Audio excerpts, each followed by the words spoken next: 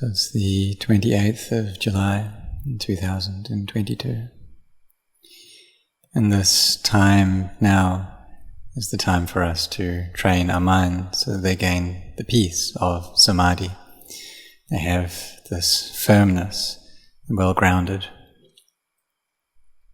So in training samadhi, developing this so that it is firm, we bring the mind to have one object and to have mindfulness over that, to focus on that. So we use anapanasati, this mindfulness of the breath, as our main meditation object in our training. Knowing the in-breath, knowing the out-breath, having mindfulness over that. And we should be confident that this method, having mindfulness, developing mindfulness in this way, this is the path that will take us to freedom from suffering. Because we know already that a mind which is lacking peace will proliferate following the sensory experiences that it comes to know. If that's a good experience, then the mind will be good. If it's a bad experience, then the mind will be bad, following those sense impressions. And it's constantly like this.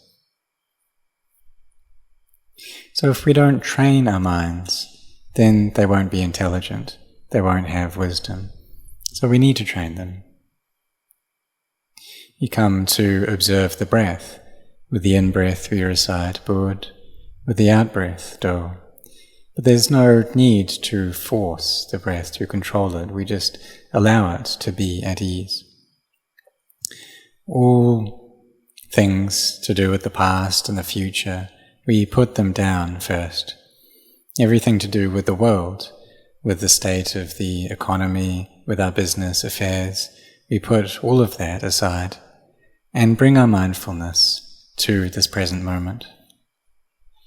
And when our minds are at peace already, then this word, Buddha, will just go without our intending for that to happen. Both the body and the mind become light, the breath becomes more and more refined, until we feel as though there isn't any breath there at all. And at that point, we just have mindfulness over the mind itself. There's joy which is feeding, nourishing the heart. And this is the point of the bojjhanga, the factor for awakening of piti, of joy. When our samadhi is firmly established, then this is the samadhi bojjhanga factor. When we have this effort, then that's virya bojjhanga. And all of these 7 factors for awakening, they gather together at this point. But in the practicing tradition, however, we don't talk about the theory so much. Because if we know a lot of the scriptures, of the theory, that can become an abstraction if we don't let that go. When samadhi arises, joy comes up, we can say, or we can wonder, well, is this actually joy? What type of joy is this? And then the mind just becomes scattered, and our samadhi gets less and less until we just lose all of it. We know that vitaka, vichara, piti, sukha, ekaggata, this initial and sustained application of the mind, rapture, happiness, one-pointedness, these are the jhana factors. But some people wonder whether jhana is necessary for freedom from suffering. And if we get jhana to the first level, then that's good. Our contemplation will bring about clarity. But if we can't reach that point, we shouldn't become discouraged. We just use our wisdom that we have to cultivate samadhi and do this without stopping, and then we will gain knowledge and we will see. So we should be firm in our practice first, using this breath a mindfulness over the breath. For people who habitually control their breath, they can try counting to counteract that. So on the in-breath, you can count 1, on the out-breath, 1, and then 2, 2, 3, 3, 4, 4, until you get to the 5th. On the in-breath, 5, the out-breath, 5. And when we've got that down, then we can come back and start anew at 1. On the in-breath, 1, the out-breath, 1, until we get to 5, and then we increase 1 more pair until 6. And then we come back and start over again at 1, then count until 6, and then increase by 1 to 7.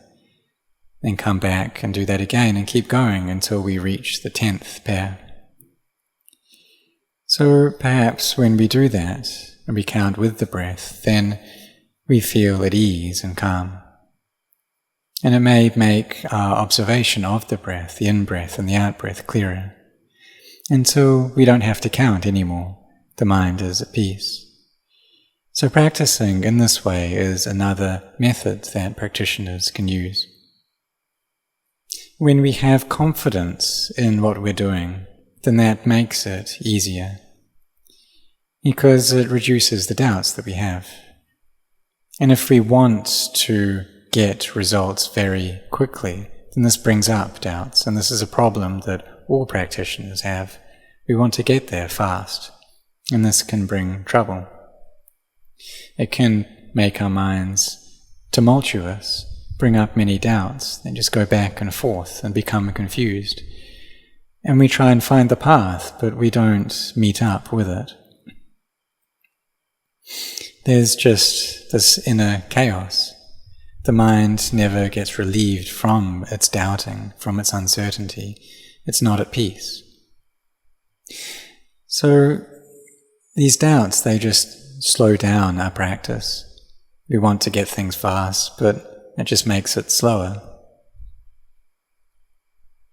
So whatever method we use that bring our minds to peace, then that's right, and we should use that.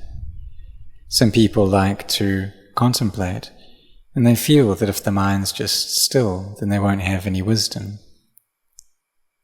We need to look at our character traits and what's suitable for us. So perhaps it's appropriate for us to use contemplation as our main method, contemplating this body as anicca, dukkha, anatta, as changing and suffering and not self. And we walk this way of wisdom first, contemplating so that our minds feel at ease, because they have wisdom. And this is the way of using our wisdom to develop the mind so that it gains samadhi. Because this samadhi is something that is also necessary. If we have samadhi, then we can gain a higher level of wisdom. Perhaps we contemplate death, and we feel like that's really close to sanya, to bringing up this perception of inconstancy or change, of stress and of not self. This anicca sanya, dukkha sanya, anatta sanya, these perceptions of inconstancy and stress and not self. And this is one of the benefits of developing mindfulness of death. So we can use contemplation as our mainstay, contemplating like this until the mind becomes still. Both the body and the mind feel very light. And this can allow us to reach upacara samadhi, this neighborhood samadhi as well. So we just carry on doing it until we're skilled at it, develop this a lot, do this a lot. Sometimes people can develop doubts about this, however. You can read the texts and find in there that if we're going to see the Dhamma, what we need is appana samadhi, this access samadhi. And they also read that developing the recollection of the Buddha, the Dhamma, the Sangha, that all we're able to get through that is upacara samadhi. And so they wonder then, well, how through those methods can we possibly see the Dhamma? These doubts come up. But just practice first, and just do it until you're skilled at it, until your mind comes to peace. Train so that the mind gets this peace. Whether standing, walking, sitting, lying down, have mindfulness there. Bring up your meditation words as well. And train so that the mind calms down, so that it becomes settled. And when it reaches a settled state, then we'll gain an understanding. We won't have any doubts. And the foundation of the mind becomes well established. We gain energy, and there's joy, which is nourishing the heart. And then next, as we carry on being mindful over the breath, then these factors of vitakka, vichara, piti, sukha, ekaggata can come up. The mind can gather into peace through watching the in-breath and the out-breath. It becomes still, becomes one-pointed, and gains a lot of power here. If our minds are peaceful to the level of khanaka samadhi, this minor form of samadhi, then we'll have a minor form of wisdom. If we have upajjhara samadhi, this neighborhood samadhi, then our wisdom grows further. We can see more clearly into anicca, dukkha, anatta. We can put more things down. And if the mind gathers together into ekaggata, into one point, an appana samadhi, then when we come out of that state and contemplate, you can see even more clearly still. So for those people who see the Dhamma, that arises from these states of samadhi. But normally we can gain samadhi to one level, but that depends upon the parami that we have and what we've accumulated previously. But if we gain a state of samadhi, then the body and mind become light. They're hindrances, they don't overpower our minds. But we still are able to be cognizant of external things. We can still listen to the Dhamma, contemplate that Dhamma that we've heard. Our minds can gather together, and then we see the Dhamma. And this depends upon what we've accumulated in the past, and our parami as well. But whatever the case, may you really train in this, may you do this a lot. It's like people who are rice farmers, then they farm rice. Those who grow fruit orchards, well, they tend to their orchards. And so the people who are skilled at growing fruit, if they try to farm rice, then that just won't work.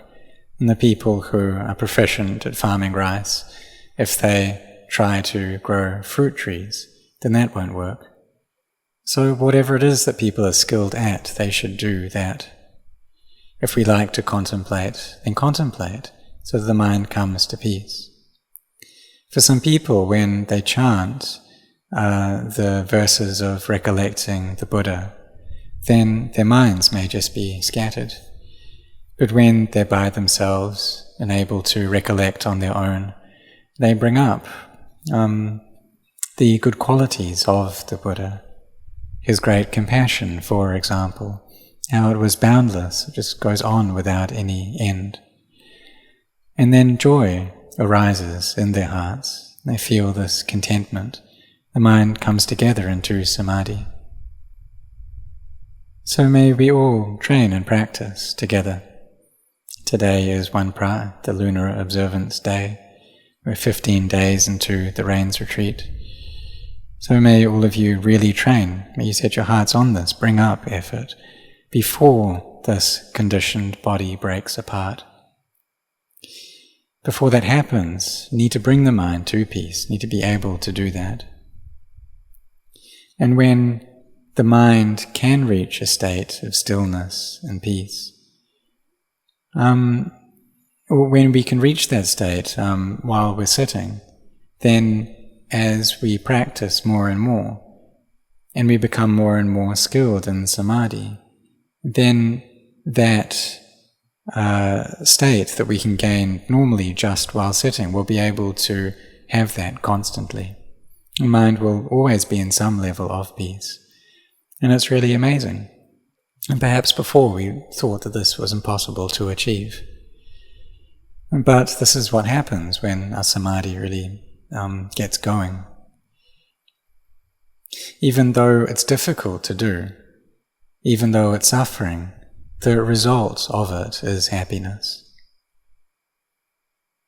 So may you be firm in your efforts. May you really try to do this. May you set your hearts on this and not retreat.